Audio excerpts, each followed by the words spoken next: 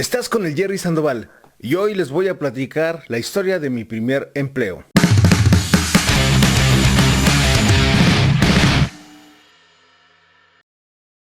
Cuando yo tenía 11 años de edad, en los años 80, yo estaba muy fanático por las artes marciales gracias a las películas de cine B que yo veía de chavito. Y como yo desde muy pequeño, desde mucho antes, por ahí de cuando tendría yo unos 7 años, yo quería aprender artes marciales, quería aprender karate por unas revistas que había visto, unas revistas que mi papá compraba donde había de artes marciales. Yo quería cuando fuera grande, cuando pasaran los años, mi meta era convertirme en un ninja. Yo quería ser un ninja. Y cuando veía estas revistas de artes marciales me llamaba mucho la atención ver los uniformes, los karategis, ver a los artes marcialistas con sus trajes. Y estas revistas que mi papá compraba, al final traía una sección de armas que vendían para artes marcialistas. Estas eran unas revistas españolas.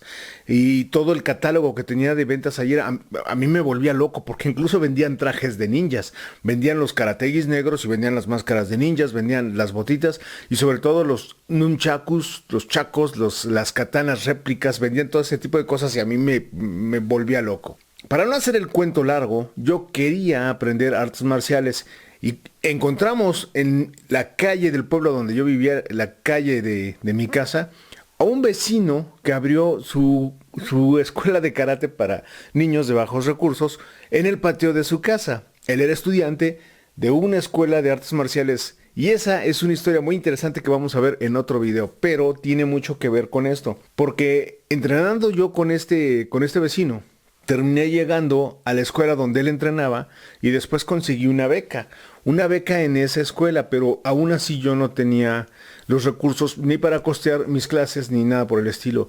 Y la beca era del 50% de descuento en la mensualidad. Pero al mismo tiempo, esta escuela se encontraba en otra colonia, yo tenía que abordar una combi, en aquel entonces no existían los microbuses en México, eran los colectivos o las compus, que eran los vehículos, nuestro transporte que teníamos en la Ciudad de México. Yo tenía que utilizar el transporte para llegar a esta escuela, en esta colonia llamada la San Felipe de Jesús, donde estaba esta escuela de artes marciales, y en la cual yo tenía que asistir de 2 a 3 veces por semana. Cuando yo comienzo a ir, yo era el único alumno que no tenía uniforme, que no tenía mi karategi, era el único niño, no lo podía costear. Y también yo era el único que tenía beca en esa escuela. Yo estudiaba en la mañana porque en la tarde iba en la secundaria, apenas iba entrando a la secundaria. Cuando está sucediendo todo esto, en esta escuela, yo conozco a un señor, en aquel entonces él habrá tenido 28 años o 30 años de edad, joven, pero para mí era un señor. Y esta persona trabajaba en tianguis, él era vendedor de productos piratas. Él vendía relojes de pulsera que, como ustedes deben de saber, en los años 80 se usaban muchísimo. Hoy en día casi nadie usa reloj de puño, de muñeca, porque todos tenemos un reloj y un calendario y tenemos nuestra vida en los celulares, pero en aquel entonces era muy importante traer tu reloj de pulsera. Entonces él me comentó que él necesitaba chalán para trabajar en los tianguis, por lo menos en la mañana que le ayudara. Y comencé a ir a trabajar con él porque me convenció y aparte pues él me decía que podía conseguirme él el karategi y podría yo írselo pagando en paguitos. El asunto es que este personaje al que me invitó a trabajar con él en el tianguis, al que llamaremos a partir de ahora Cobra Kai, él quería que yo fuera su ayudante en los tianguis, pero acordé que yo asistiría a trabajar con él solo una vez a la semana porque primero tenía que pedirle permiso a mi papá y a mi mamá. Recuerden que yo tenía 11 años de edad y yo quería realmente hacer esto de las artes marciales, lo quería tanto que yo ya estaba organizándome antes de consultar a mis padres. Era algo que iba a ser sí o sí.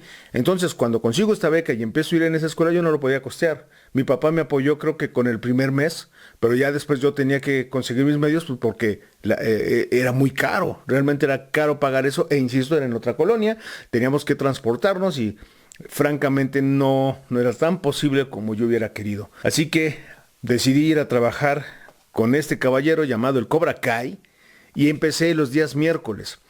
Entonces, cuando asisto con él, mi primer día de trabajo fue bastante fenomenal porque él quedó de pasar por mí, si no mal recuerdo, a las 8 de la mañana. Yo estaba puntual, mi papá siempre nos enseñó a ser puntuales. Creo que soy el único, bueno, mis hermanos y yo, los únicos mexicanos puntuales que he conocido en toda mi vida, al igual que mi papá. No he conocido más mexicanos con los que yo me haya encontrado puntuales y pues es bastante frustrante, pero bueno, yo bien puntual, él llega como a las 8:15 por mí y trae su diablito donde trae todas las cajas con toda la mercancía y pues nos fuimos caminando en el pueblo este donde yo vivía antes y llegamos al tianguis de los días miércoles. Cuando llegamos, empecé a ayudarle a sacar las cajas, empezó a saludar a la gente, pues no había cultura ni había educación, así que no me presentaba a nadie. No me decía, mira, te presento a Gerardo o con los amigos del Tianguis, con nadie me presentaba. Yo era una sombra, yo no existía. Pero pues yo me ponía a cargar las cajas y me ponía a sacar todos los productos. Entonces empecé a aprender por mi propia cuenta cómo se movían en el tianguis. Entonces cuando yo llego y empiezo a ver a los demás compañeros de tianguis que están sacando su mercancía, yo veía cómo le hacían. Y este cuate, pues me dijo, saca las cosas y ahorita vengo. Y se fue y me dejó, pues armó el esqueleto, las varillas del puesto, me puso las tablitas, los tablones donde se ponen las cosas y ahí me dejó. Yo empezó a sacar las cajas y empezó a ver todos los relojes que se iban poniendo. Entonces, estos relojes que él vendía era la piratería tradicional de los relojes que se encontraban en los años 80. Te encontrabas de todos los modelos, de todas las marcas de relojes importantes, pero las versiones más económicas. Y en este rango de la piratería existían diferentes categorías también. Estaban los relojes piratas caros, estamos hablando de un tianguis de pueblo, y los relojes piratas económicos. Entonces, cuando el Cobra Kai regresa y ve que acomodé todo mal, me empieza a explicar, no, mira, es que van de diferentes precios, estos los más caros se ponen aquí, bla, bla, bla, y me empieza a explicar cómo se acomoda. Yo era un niño de 11 años, yo no pude decirle, pues no me explicaste nada de eso, ¿verdad?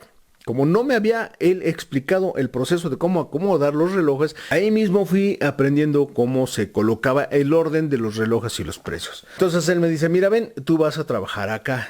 Entonces yo me quedé con los ojos completamente abiertos. ¿Cómo que tú vas a trabajar acá? O sea, yo creí que iba a quedarme con él a trabajar. No. Se había ido, se había adelantado porque en los tianguis existe una regla. Que hay jamás entendí cómo funciona, pero hay una especie de líder. Que no sé quién lo postuló como líder. Hay alguien que decide quién se coloca en dónde. No sé quién le otorgó ese poder. No sé estas personas cómo le hicieron, qué mafia se mueve o cómo funciona. Yo estuve mucho tiempo trabajando en tianguis y nunca entendí cómo funciona, pero había alguien que era el líder de todos los comerciantes y era el que decidía dónde se ponía cada persona, y las personas que ya tenían años trabajando en ese tianguis ya tenían su lugar otorgado, ya era su lugar. Y los tianguistas no pueden faltar, tienen la obligación de asistir siempre y no faltar para no perder su lugar. Pero siempre hay faltistas o personas que tienen puestos muy pequeños o espacios muy pequeños otorgados en el tianguis que no son tan constantes como los comercios más grandes, como los puestos grandes de frutas y verduras y toda esta onda. Entonces, el Cobra Kai se había ido a buscar a este poderoso personaje que era el dueño de las decisiones que ocurrían en el tianguis para encontrar un hueco donde poner un negocio donde yo iba a trabajar aparte de él. Es decir, una pequeña sucursal en donde su chalán de 11 años iba a vender otro tipo de relojes. Y me llevó a un pequeño espacio que era más o menos de 1 metro de tamaño, una mesa muy chiquita, y se llevó una bolsa. Entonces llegó y me dijo, mira, tú te vas a poner aquí, aquí hay un banquito, y en esta bolsa están los relojes que tú vas a vender. Y ya él sacó en una bolsita todos los relojes acomodados en espacios de la bolsita en bolsita. Hagan de cuenta que era un plástico donde venían en bolsitas acomodados todos los relojes. Me sacó una bolsita, mira, todos estos cuestan X cantidad, todos estos cuestan X cantidad y así. Hablando de pesos mexicanos, poniendo un ejemplo ahorita, me puso a vender a mí los relojes de 20 pesos, los relojes de 50 pesos y los relojes de 70 pesos. Lo más barato que traía en su catálogo. Entonces en la mesita me da las 3 bolsas con los 3 formatos de sus 3 relojes. Y recuerdo yo que de los más caros que tenía estaban esas obras de arte que eran los reloj Transformer. Los relojes Transformers, que hoy en día son muy cotizados por los coleccionistas de cosas vintage, en aquel entonces eran de los relojes más piñatas que había, de los más baratos. Y había diferentes modelos. Yo recuerdo que estaba el robotito, estaba un avioncito, si no mal recuerdo. Y había otros tipos de relojes extraños de esa categoría, de esa gama baja alta, de los de 70 pesos mexicanos, que tenían la forma de Mickey Mouse o caritas de Winnie Pooh o cosas por el estilo. Entonces yo me quedé ahí parado en ese lugar.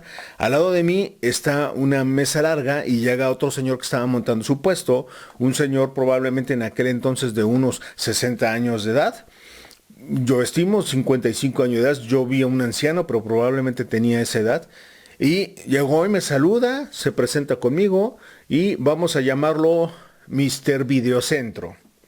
Mr. Videocentro llegó y empezó a poner un negocio de películas piratas. En aquella época estaban recién saliendo las películas en formato VHS. Estaban empezando no a suplantar, sino a tomar un lugar al lado de las películas en formato beta. Para todos ustedes que todavía no nacían en aquella época y que hoy en día pues lo que conocen es el MP4, el AVI o los formatos de computadora que pueden verlos no sé, en cualquier formato de video actualmente en su celular, pues en aquel entonces solo teníamos beta y VHS, que eran estos enormes cassettes. El beta era más pequeño, el VHS era más grande. Dice la leyenda del Chopo que los VHS podían albergar hasta 5 películas, y esa era la gran novedad, que tú decías, pero ¿cómo caben 5 películas? Sí, solo tenías que grabarlas en muy baja calidad y cabían 5 películas. La grababas en alta calidad y cabía una película. Grababan 2 horas esos casetotes.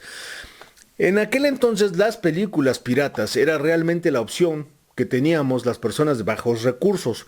Porque les voy a explicar algo rápido, muy rápido.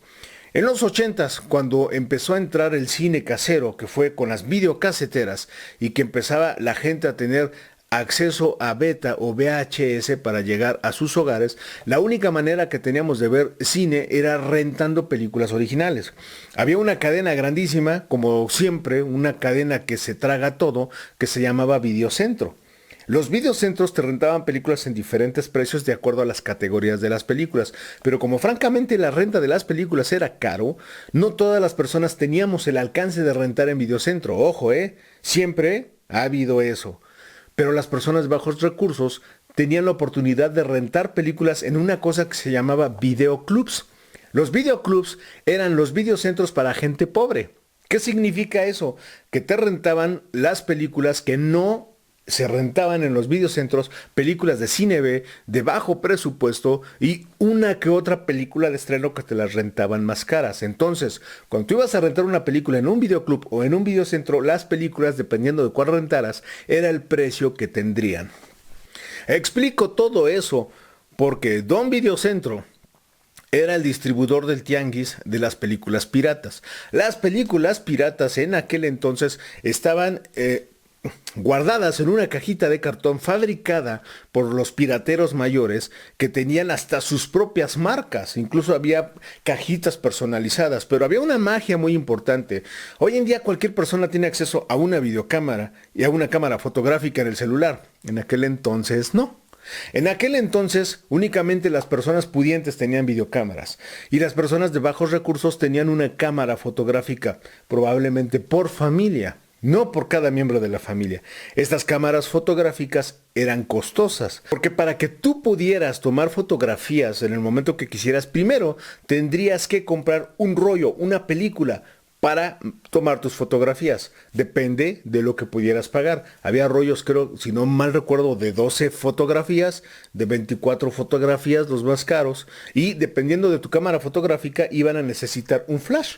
Los flash eran unos cubitos que tenían hasta 4 revelaciones, 4 flashazos para tus fotografías. Sin flash no salían las fotos, salían completamente oscuras. Si eran cámaras fotográficas viejas, si eran cámaras fotográficas más modernas, probablemente solo necesitarían el flash para fotografías nocturnas. Pero entonces cuando tú sacabas esas fotografías y tenías 12 oportunidades de fotografía, tú no veías el resultado hasta que sacabas el rollo y lo llevabas a revelar.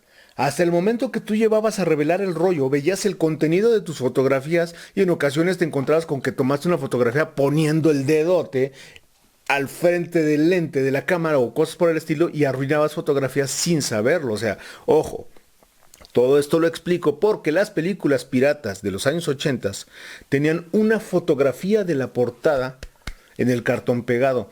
Así que producir una película pirata era costoso. En primer lugar, era costoso comprar los cassettes vírgenes. En segundo lugar, se mandaban a hacer las cajas de cartón. Y en tercer lugar, había alguien que se dedicaba a rentar películas en algún videocentro donde tomaban fotografías de las portadas de las cajas originales y esas fotografías las iban a revelar a un revelado de fotos y pagaban por cada fotografía una cantidad que no era tan barato como hoy. Hoy vas a que te impriman fotografías por 3 pesos. En aquel entonces creo que era más caro. Entonces imagínense, el pirata, que era el mismo que te rentaba las películas en los videocentros, se llevaba películas escondidas a su casa y sacaba una copia de la película original y regresaba a la película original y ya tenía una copia. Luego de esa copia se sacaba una nueva copia.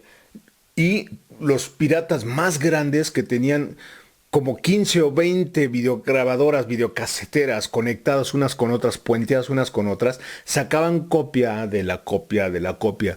Y a diferencia de hoy en día de los archivos digitales, que pasas un archivo digital de una computadora a un USB preservando cada píxel, es decir, preservando la calidad original, en estas películas en formato beta o en formato VHS, cada nueva grabación iba perdiendo calidad. Es decir, la película original, que de por sí ya tenía muy baja resolución en aquel entonces, al tener la primera copia no se veía igual. Tenías que grabarla en la velocidad más lenta, donde te iba a caber una sola película en un VHS, y en la calidad más lenta te iba a grabar dependiendo de la calidad de tu cassette. Todo esto se los platico por lo siguiente, porque Don Videocentro traía películas piratas de muy buena calidad y tenía muchos clientes que iban y le compraban, y yo con este señor aprendí mucho de cine y va a haber una historia muy interesante que les platicaré un poquito más adelante.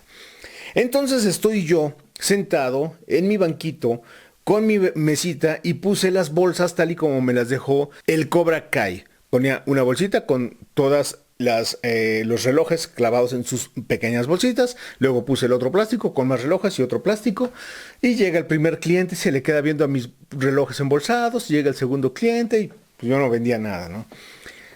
Más o menos por ahí de las 11 de la mañana, que se supone que ya debe de estar uno vendiendo, llega el Cobra Kai a ver cómo voy, y lo primero que me dice: no, Gerardo, saca todos los relojes de las bolsas, así no vas a vender nada, vamos a acomodarlos. Y me ayudó a acomodar el puesto. Toda esa información yo no la tenía, me dejaban que lo hiciera yo solo.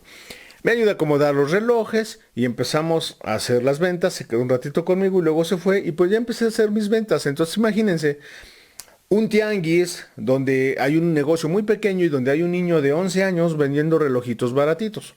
Entonces llegaba la gente y en los tianguis se acostumbra a regatear. Y pues todo el mundo me regateaba los relojes y por supuesto yo no regateé nada porque tenía la consigna que el reloj que se perdiera, yo tenía que recuperar ese dinero con mi salario. Entonces no había pérdida de nada para el Cobra Kai, pero yo sí perdía todo. Entonces, estando trabajando, vendiendo mis primeros relojes, estando yo un poquito nervioso, entonces estando yo ahí, tenía que regresarme a la casa a más tardar llegar a las 12:30 de la mañana porque tenía que llegar a bañarme para irme a la secundaria. Y más o menos a las 11 de la mañana me llevaron el desayuno, que todavía recuerdo el primer día me llevaron unas enchiladas rojas, que yo me sorprendí porque yo creí que en el tianguis me iban a dar de comer pues, un plátano y un vaso de leche, no sé, o no sé, que me iban a dar algo así. Pero no, me llevaron un guiso delicioso, lo recuerdo muy bien, porque había un convenio con la señora que guisa comidas por ahí cerca o alguien que tiene su casita cerca y hacen guisos y llevaban a ofrecerle desayunos a todos los comerciantes y esa vez llevaron enchiladas rojas con mucha crema y mucho queso y un agua de limón si no mal recuerdo y cuando me sirvieron el plato yo me sentí wow, porque tenía un platote para mí solo de un desayuno así. Wow, qué recuerdos. Y mientras estoy desayunando, empiezo a platicar con Don Videocentro porque yo empecé a ver una cosa muy extraña. Lo que yo veía es que Don Videocentro llegaban señoras, uno que otro señor, pero la mayoría señoras con sus mandados, las señoras que ves en el mercado, las mismas señoras que ves caminando en el tianguis. Llegaban con el señor y el señor les daba como por del lado de la mesa una bolsa negra. les daba una bolsa negra con lo que parecía traer un cartucho adentro de VHS. Entonces llegaban así y el señor ya sin decir nada les daba sus paquetes. Yo no comenté nada, yo nada más estaba observando. Me fui a mi casita, mi primer salario que fue, no sé, vamos a decir ahorita 30 pesos mexicanos de ese día. Para mí era una fortuna traer esa cantidad de dinero en la bolsa cuando tienes 11 años, eres prácticamente millonario. Me regresé a mi casita y a la siguiente semana estoy yo en la misma situación, estoy sentadito y pues veo que Don Videocentro pues entregaba sus misteriosos paquetes, ¿no? Llegaban las clientas y les entregaba por un costado de la mesa un paquetito con un cassette en una bolsa negra. Y pues así sucesivamente yo hice amistad con Don Videocentro, nos hicimos cuates, llegó a prestarme películas para llevármelas a mi casita a verlas y se las regresaba. Vi muchísimo cine extraordinario de muy mala calidad con él. Las películas buenas que no podía rentar llegó a prestarme una que otra, muy buena onda el señor. Y un día pues ya con un poquito de confianza le pregunté al señor qué era lo que estaba entregando. Y pues me explicó, tengamos en cuenta que yo era un niño, 11 años de edad. Me explicó lo que era la pornografía en video. Ya me dijo que él tenía debajo de su mesa una caja con la que vendía pornografía y me la mostró. Sacó la caja y ahí tenía varios cassettes sin la fotografía de portada. No tenían fotografía, pero él me dijo que las fotografías venían adentro. Entonces sacó uno para mostrarme y sacó la fotografía y pues ahí vi una mujer desnuda, que por supuesto pues wow, ¿no? No era nuevo para mí porque yo ya antes ya había visto revistillas de mujeres desnudas, así, aún siendo un chamaco de 11 años, pero seguían siendo los años 80 donde éramos un poquito más precoces y muy hábiles para ese tipo de cosas. Cuando me explicó que él vendía pornografía, yo me sorprendí porque yo le comenté que la gran mayoría de las personas que iban a recoger esos paquetes secretos eran señoras. Y me dijo, efectivamente, la gran mayoría de los clientes que tengo que vienen a comprar pornografía son mujeres. Esa fue una información para mí que me cayó como bomba porque al ser un niño yo creí que prácticamente los únicos que veíamos pornografía, yo no veía películas pornográficas, yo no sabía dónde o cómo hacerlo, pero yo veía revistillas, llegué a ver revistas, ¿no? Entonces yo no sabía que las mujeres hacían lo mismo, yo creí que eso era algo que hacíamos los niños, ¿no? Los varones. Y ya me explicó Don Videocentro que en la situación de ese tipo de contenido, el 80% de sus clientes eran amas de casa. Y que pues él ya tenía clientes que llegaban y pues ya le encargaba, él ya sabía sus preferencias o él ya sabía sus gustos de las señoras y él ya tenía su listita de qué es lo que les tenía que entregar una vez a la semana y ya tenía clientas pero sólidas, ¿no? Entonces eso para mí fue bastante chistoso porque si alguien me lo hubiera platicado probablemente no lo hubiera creído, pero yo lo vi. Y ya después cuando me platicó eso, pues trataba yo de ser discreto y cuando llegaban los clientes, pues yo ya no volteaba, ya no estaba de curioso mirando porque había señoras que luego se sentían incómodas que ese niño las viera.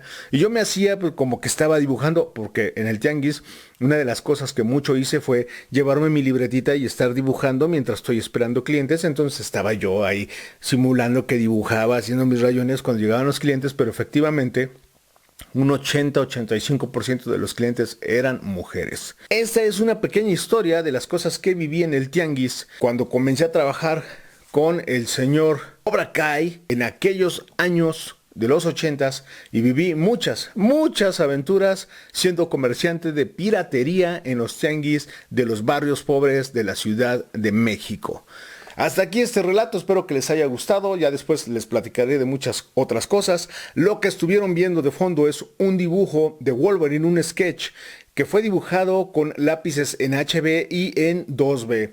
Espero que les haya gustado este video, espero que haya sido de su agrado. Si les ha gustado mi relato o el dibujo que vieron, por favor regálenme pulgar de gladiador vivo y se los agradeceré mucho. Si aún no se han suscrito a mi canal, por favor, suscríbanse. Habrá contenido muy interesante en el futuro, pero no se olviden de darle clic en la campanita porque si no, no van a recibir notificaciones. Yo soy el Jerry Sandoval. Gracias. ¡Total! marciales.